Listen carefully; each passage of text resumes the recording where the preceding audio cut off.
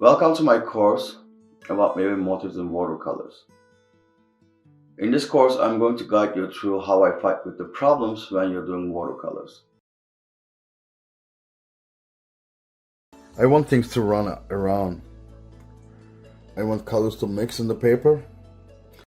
But we, as painters, we can move the small light posts a little bit side, the figures there, we can just move them around, or even the buildings, we can squish them, bring them together, separate them. And when I do these, I have better understanding of where the light is going to be preserved. And let's see, some green. I gotta throw some Chinese white in it so the sky doesn't go too weak. Right, I think this is good, and I can add some touch of indigo, which I'm going to use. All right, so all I'm doing is just trying to kill my whites and try to have a nice wash for the snow, the cools, and leaving white some areas which is going to be snow, like here. Gonna help you.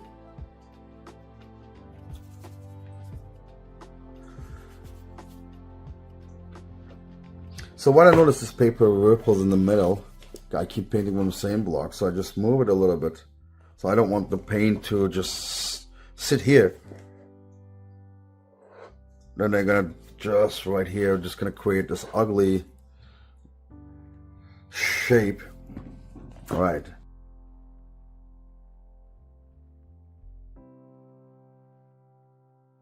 And before I go to the water area, I'm going to, there's some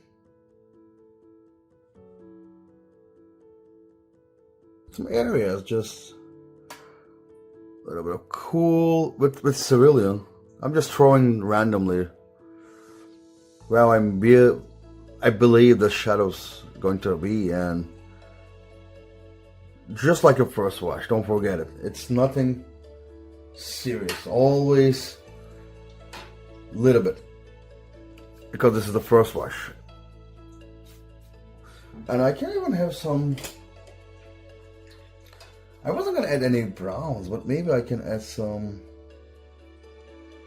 browns just to give some nice color to the rocks,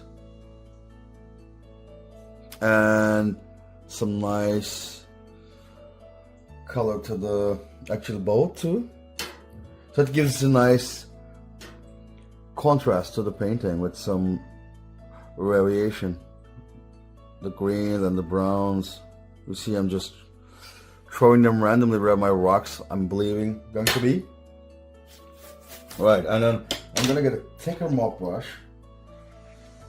and I get everything I use here on the sky. I'm gonna use them again for the water, maybe even darker. Right, you see? And I think I'm gonna use a little bit more. So when you go to plein air painting, you're out there alone. You have no one to guide you, and you have nothing, just those things around you. But you have one advantage from the photographer. The photographer has to go through different angles and find his own nice angle, and he doesn't even have the ability to move things around. But we, as painters, we can move the small light posts a little bit side, the figures there, we can just move them around, or even the buildings, we can squish them, bring them together, separate them, and make a good composition. So we have this good advantage against the photographer. But this is really, really hard. So when you go outside and you start painting, you will notice it's really, really, really hard. It's really hard than you can even imagine. So that's why I have so much respect for people going out there and trying to make their own composition and try to make their own photos just baked in the watercolor sketch or watercolor painting. The composition.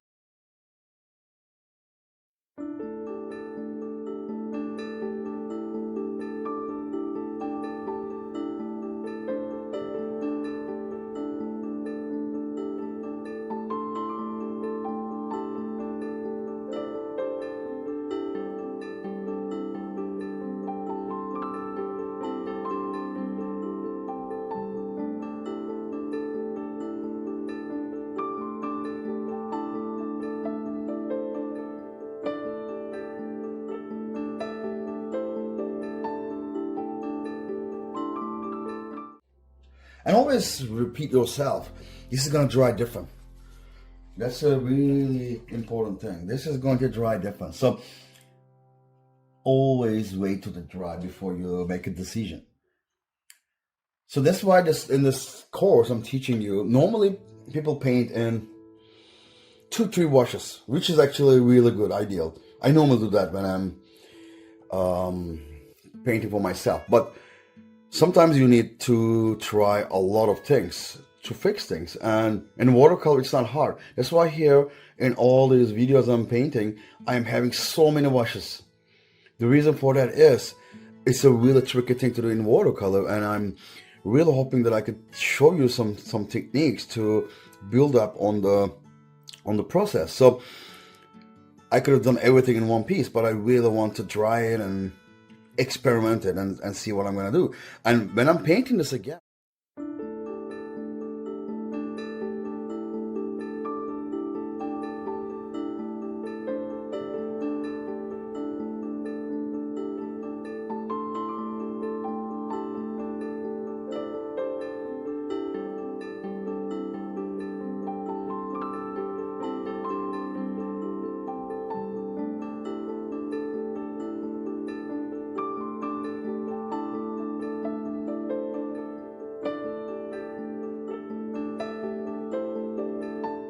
just want to give some more definition to these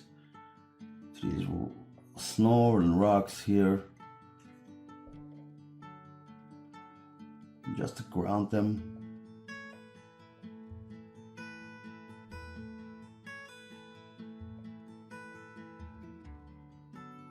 Trying to keep those shapes as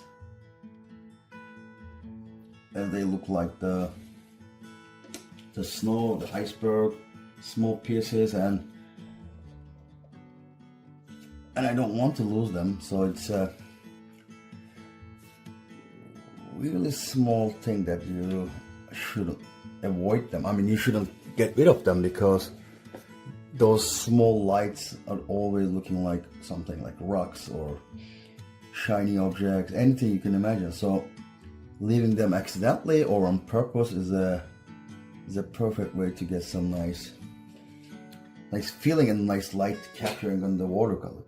So later you try to do them with some, most of the time with gouache or scratching, but they don't give the same feeling. So try to leave them, and then when you have them, try to, like all of these, you see, just put some darkness underneath and they look like those rocks. You make the painting. So this is like from 2020 and the pandemic time. So I want to show you my sketchbook. So these are a little bit of my sketches that are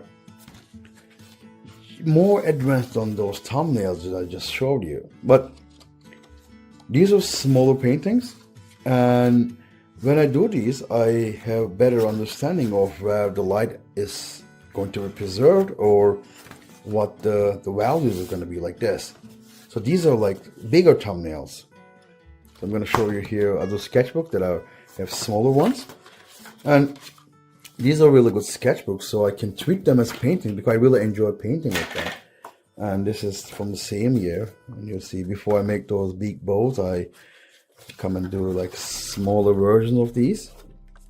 So the reason you do this is you know where the light is going to be, because I am going to call this painting done.